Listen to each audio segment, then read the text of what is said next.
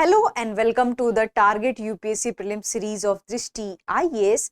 I am Ritu and today's session is about art and culture. As you already know that prelims is knocking the door, and in this scenario it's very important to have a quick revision of prelims. For that we have designed this particular lecture for you. So today's session is about art and culture. So let's start the discussion. So first of all we are going to discuss about the Nalanda University. So here is the news. PM Modi inaugurates new Nalanda University campus in Bihar. So we already had covered various features of Nalanda University in our daily programs, but here we'll give you a quick details about the Nalanda University and the glorious past of the Nalanda. So let's have a look around it. So Prime Minister Narendra Modi has inaugurated the Nalanda University campus, and this campus is a what you can say zero self-sustainable with solar plant. So net zero campus, it means that it is self-sustainable with a solar plant, domestic and drinking water treatment plant, water recycling plant for reusing wastewater, 100 acres of water bodies and many other environment friendly facilities. And when it got established, so it got established under Nalanda University Act 2010. The ruins of Nalanda University was declared as UN Heritage Site. So this is a current scenario about the Nalanda University campus. We'll discuss some more aspect. Ancient Nalanda University, so one of the first residential university in and around the world, and it was founded by the Gupta Emperor Kumar Gupta in 427 CE in Bihar. This is very much important fact for your prelims examination, because many times in BPSC and in other state examination also and UPSC also such kind of questions have been asked.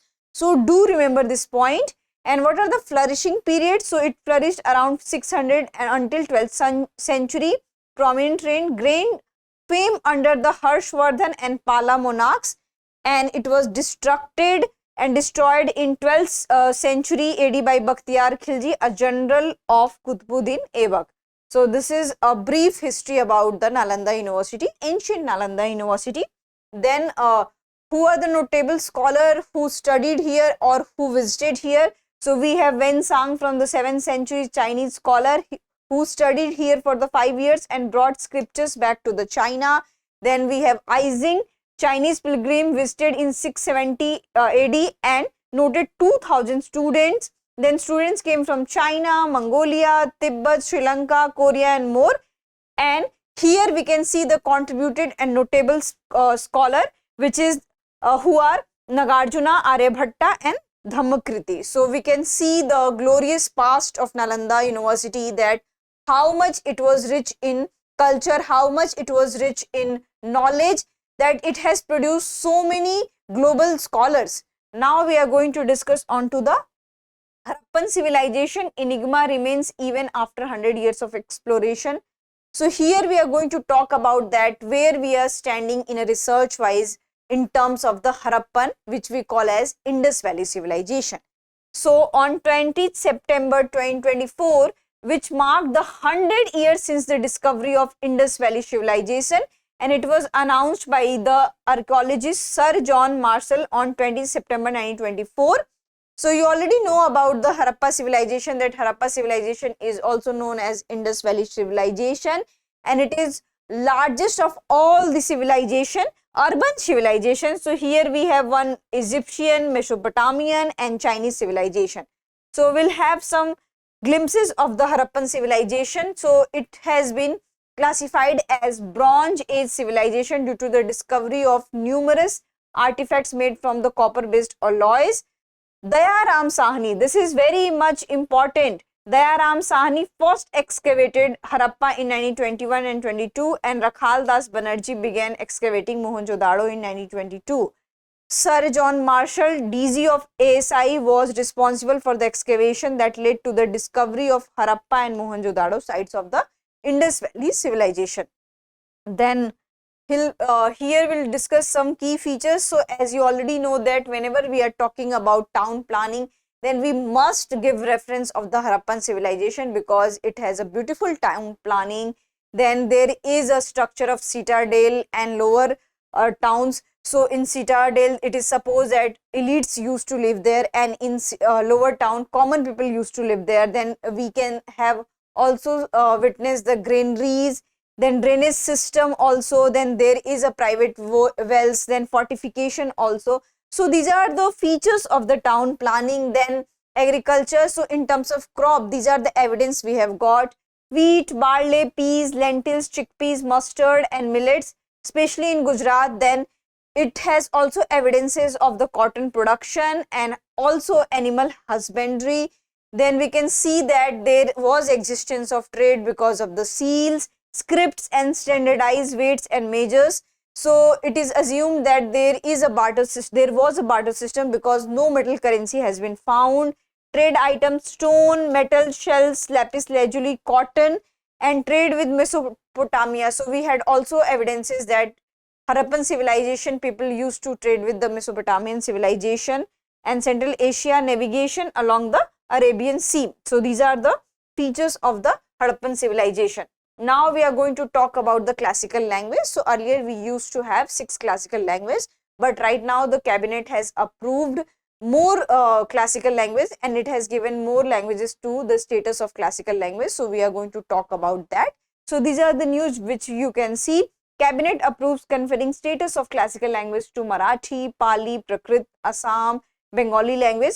So here we can see that so which language has been given the status of the classical language? Marathi, Pali, Prakrit, Assam, Assamese and Bengali. So in 2004, the Indian government began designating languages as classical language to preserve their ancient legacy. And right now this is very much important for examination. We have 11 classical languages. So you should not confuse between 6 and 11. Currently it's 11. So here we can see that earlier Tamil 2004, Sanskrit 2005, Telugu 2008, Kannada 2008, Malayalam 2013, Odia 2014. Now we can see some more. So what are the criteria for classical language? So it should have a high antiquity. It means that there should be the evidences of the early text, recorded history spanning 1500 to 2000 years, ancient literature, possession of valuable ancient literature recognized as heritage across generations, knowledgeable text. It should have distinct evolution, that it should be distinct from the modern form of literature. So there should be some distinct, there should be the cultural heritage, there should be a different kind and different span of knowledge text.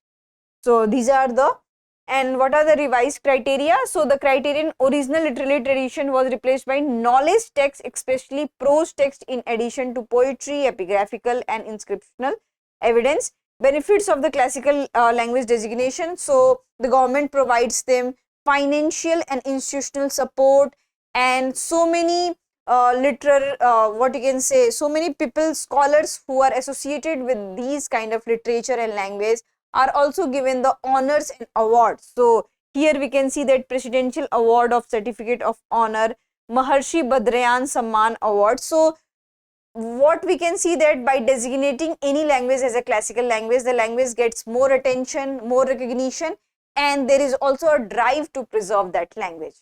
Now we'll discuss the other provisions to promote language. So in Indian Constitution there is a 8th schedule. So it promotes the use, enrichment and progressive development of 22 languages, and these are the 22 languages we already know: Assamese, Bengali, Gujarati, Hindi, Kannada, Kashmiri, Konkani, Malayalam, Manipuri, Marathi, Nepali, Odia, Punjabi, Sanskrit, Sindhi, Tamil, Telugu, Urdu, Bodo, Santhali, Maithili, Dogri.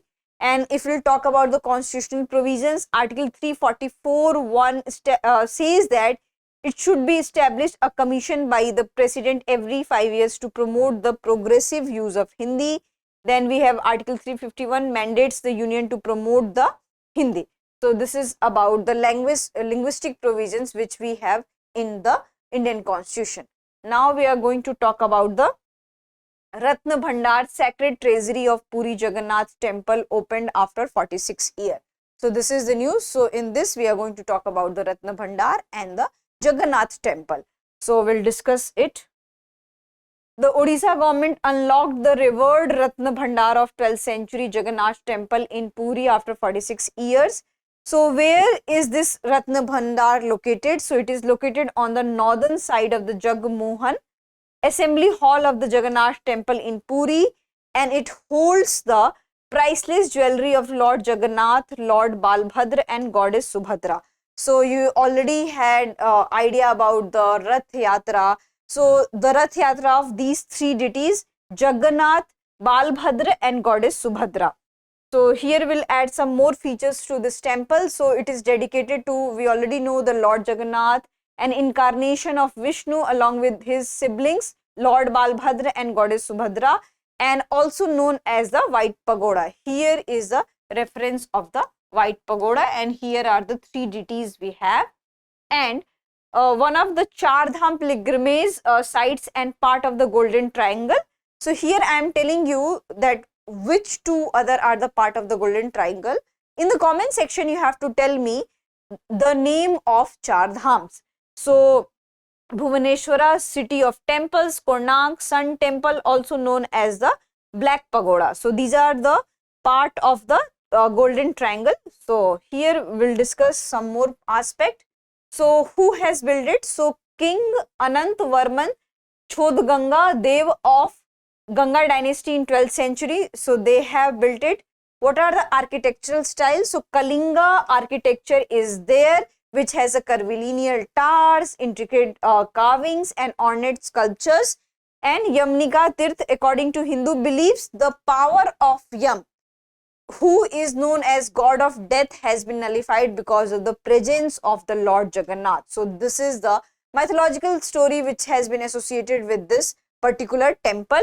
And there are 4 gates, and each gate has a unique name, and they symbolizes unique things. So we'll discuss it also. So here Singh Dwara Lions Gate East attained moksha, liberation from the cycle of the birth rebirth. Hasti Dwara Elephant Gate North brings wealth. Aswa Dwara Horse Gate South helps one shed kama, lust. And Vyagra Dwara Tiger Gate West reminds one of the once dharma, cosmic law underlying right behavior and social order. So these are the what you can say ritualistics and knowledgeable significance of these 4 gates. So we have this Ashwadwara helps one shed the kama, lust. So each gate has a different meaning and different messages they are imbibing. Then here we'll talk about the Hampi's Virupaksha Temple. So here we have news, few cutouts.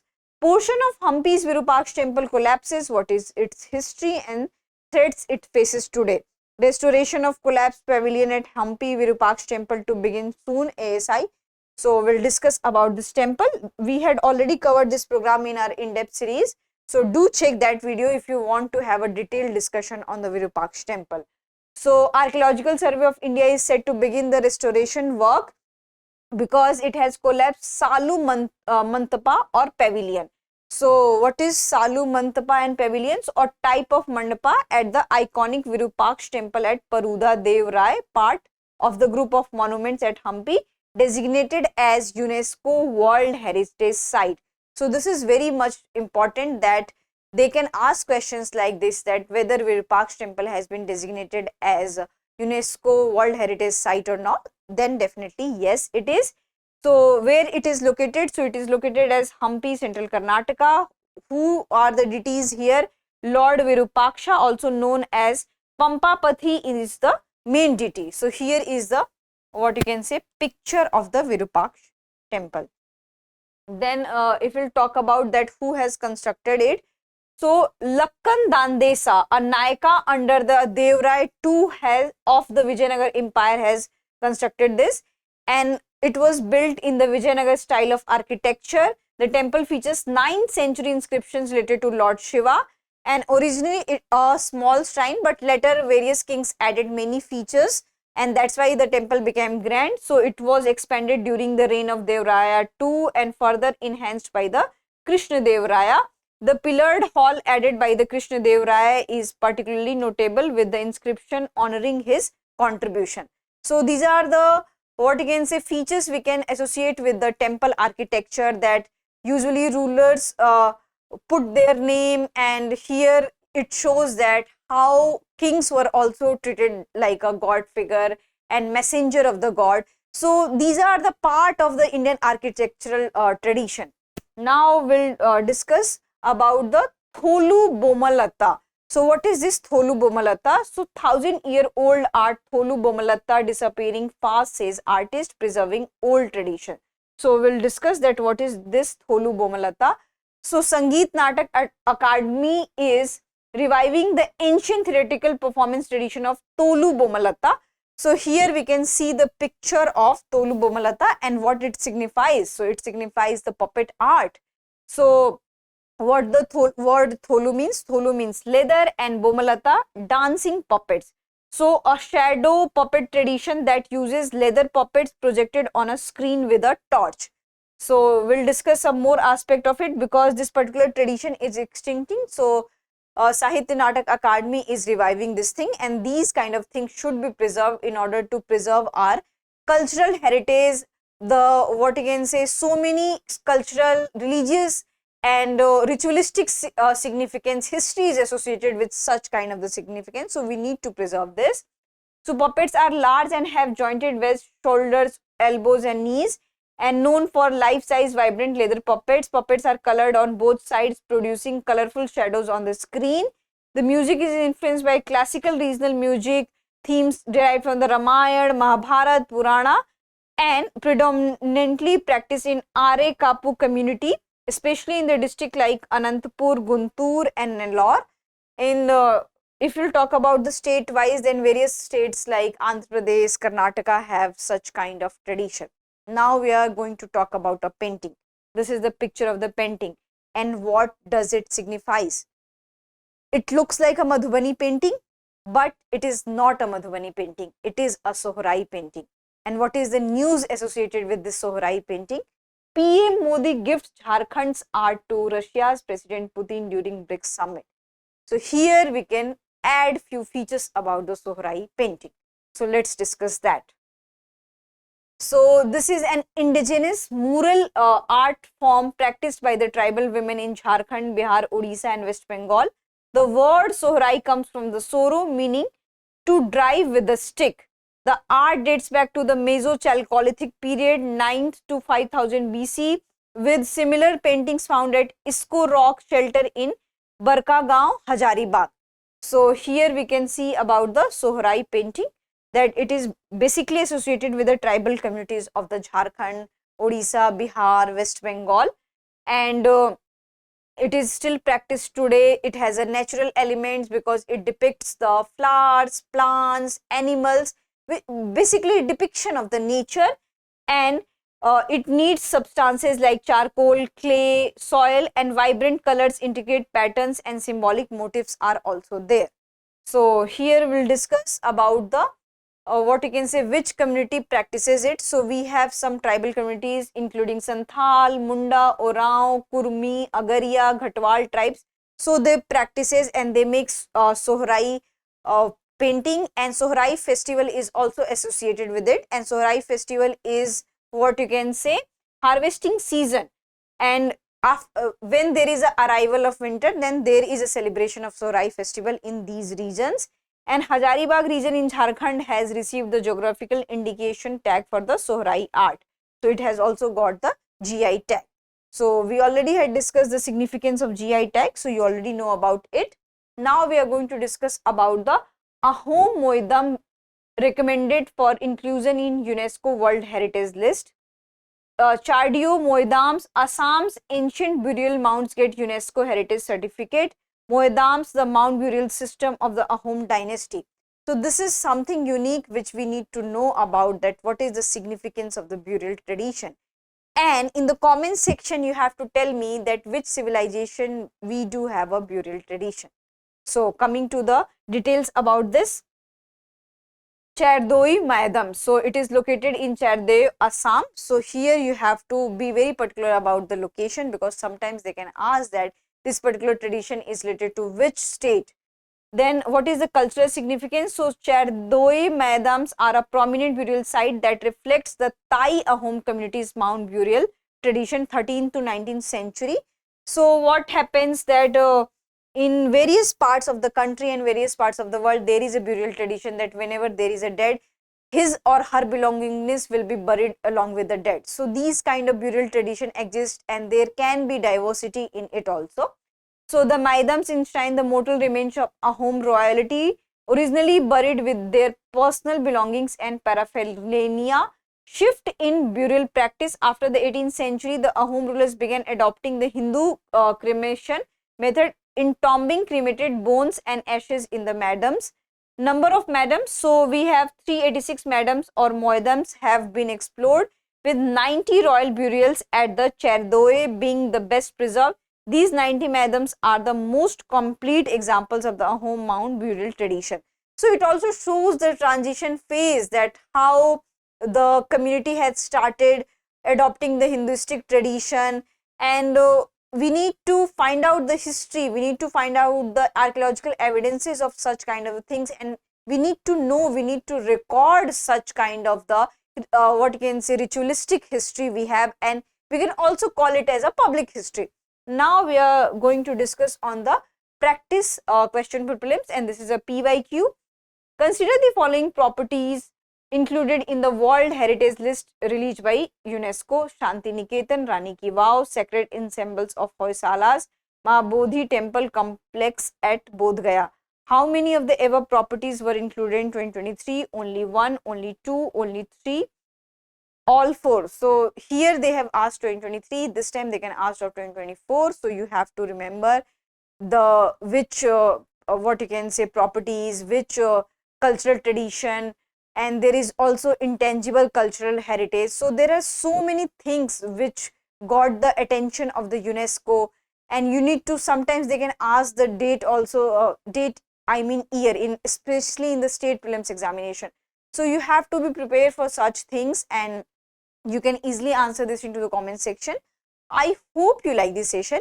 If you have any queries related to this session, kindly ask into the comment section. Thank you. Have a nice day.